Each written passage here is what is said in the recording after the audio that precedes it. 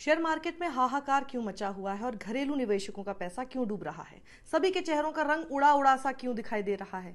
आज share market थोड़ा सा बेहतर हुआ, लेकिन आधे घंटे में फिर से गिरने लगा।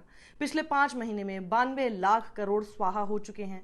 शेयर मार्केट ने गिरने में नया रिकॉर्ड बनाया है। 30 साल पुराने अपने ही रिकॉर्ड को तोड़ दिया है। लेकिन मार्केट पर महाज्ञान देने वाले प्रधानमंत्री मौन हैं। मोदी के माथे पर शिकन तक नहीं है। क्या सरकार की ही गलत नीतियों की वजह से शेयर मार्केट रसातल में पहुंच गया है और क्या क्या कारण हैं जिस वजह से मार्केट गिर रहा है, समझेंगे इसी वीडियो में पूरे विस्तार से। लेकिन उससे पहले मैं आपको आज के शेयर मार्केट का हाल ए दिल बता दूं। मार्केट खुलते ही सेंसेक्स 400 पॉइंट और निफ्टी 300 पॉइंट चढ़ा तो था, लेकिन आधे घंटे से भी कम समय में मामला पलट गया।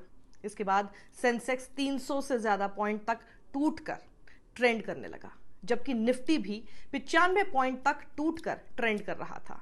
आज NTPC, ONGC, Bajaj finance, Bajaj Finserv, hero MotoCorp top loser बनी हुई हैं।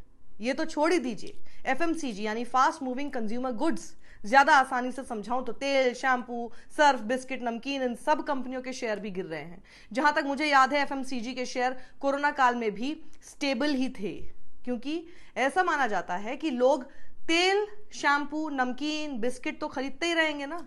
लेकिन क्या आम आदमी के पास रोजमर्रा की चीजें खरीदने के पैसे भी बचे हैं क्या?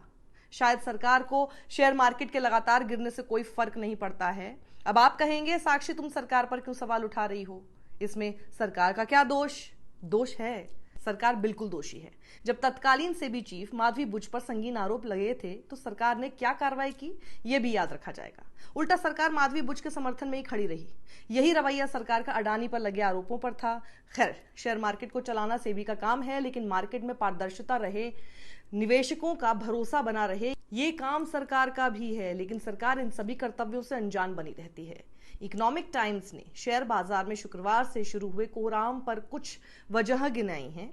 इनमें जीडीपी के आंकड़े आने से पहले घबराहट, टैरिफ के मुद्दे पर ट्रंप का रुख, यानी ट्रंप डराता रहता है, टैरिफ लगा दूंगा, इससे भी मार्केट इन्फ्लुएंस हो रहा है।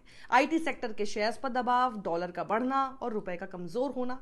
और यही नहीं, फॉरेन इंस्टीट्यूशनल इन्वेस्टर्स यानी एफआईआई की बिकवाली का जारी रहना, इस वजह से भी शेयर मार्केट गिर रहा है।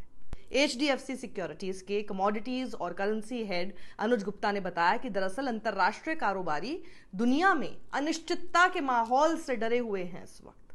अनुज गुप्ता के मुताबिक अमेरिकी राष्ट्रपति डोनाल्ड ट्रंप की ओर से चीन के खिलाफ लगातार टैरिफ के ऐलान ने ग्लोबल शेयर बाजार में आशंका बढ़ा दी है। इस वजह से लोगों ने शेयर बेचने शुरू किए हैं। भारतीय बाजार भी इसी वजह से गिरे हैं। मनी कंट्रोल से बात करते हुए जियोजीत फाइनेंशियल सर्विसेज के chief investment strategist VK Vijay Kumar ने कहा, शेयर बाजार को अनिश्चितता नापसंद है और अनिश्चितता तब से बरकरार है जब से डोनाल्ड ट्रंप अमेरिका के राष्ट्रपति चुने गए। दैनिक भास्कर के मुताबिक चीन और जापान के बाजारों में तेजी का रुख दिखाई दिया। जापान के निकेई और हांगकांग के हैंगसेंग मार्केट में 1% की तेजी दर्ज की गई है। चीन का मार्केट भी 0.5% से ऊपर है। लेकिन भारतीय बाजार क्यों रसातल में जा रहा है, यह हमें और हमारी सरकार को सोचना पड़ेगा। लेकिन हमें यह सोचना पड़ेगा, साथ ही यह भी सोचना है कि विदेशी निवेशक भारत से पैसा निकालकर चीन की तरफ क्यों भाग रहे हैं। ऐसी खबरें हैं कि 1.46 लाख करोड़ रुपए भारतीय मार्केट से जा चुके हैं। ये तो वो है जो जा चुका है, जो पैसा है वो संभल भी नहीं रहा है। मिड कैप और स्मॉल कैप कंपनियों में भारी गिरावट के बीच अब लार्ज कैप शेयर्स में बिकवाली यानी सेल ऑफ बढ़ने लगी हैं। आज आरआईएल और एचडीएफसी बैंक के शेयर्स तगड़ी गिरावट दर्ज करते दिखाई दिए। रिलायंस इंडस्ट्रीज के शेयर कारोबार के दौरान 3.5% तक फिसल गए, जबकि एचडीएफसी बैंक के शेयर में 2% से ज्यादा की गिरावट दर्ज की। ग्लोबल सेंटिमेंट की वजह से हमारा बाजार प्रभावित हो रहा है।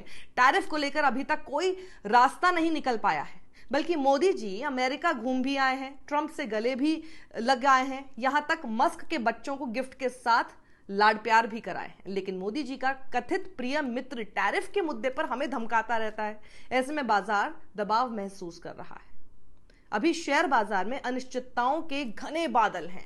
मार्केट के अच्छे दिन कब आएंगे ये तो मोदी जी ही बता सकते हैं, क्योंकि लोकसभा परिणाम से पहले मोदी जी ने भविष्यवाणी भी की थी कि शेयर मार्केट एक्सपर्ट भी बन गए थे। मोदी जी के वीडियो के साथ आपको छोड़ जाती हूं और आप उनसे खुद कमेंट में पूछ लीजिएगा कि शेयर मार्केट के अच्छे दिन आखिर कब आएंगे।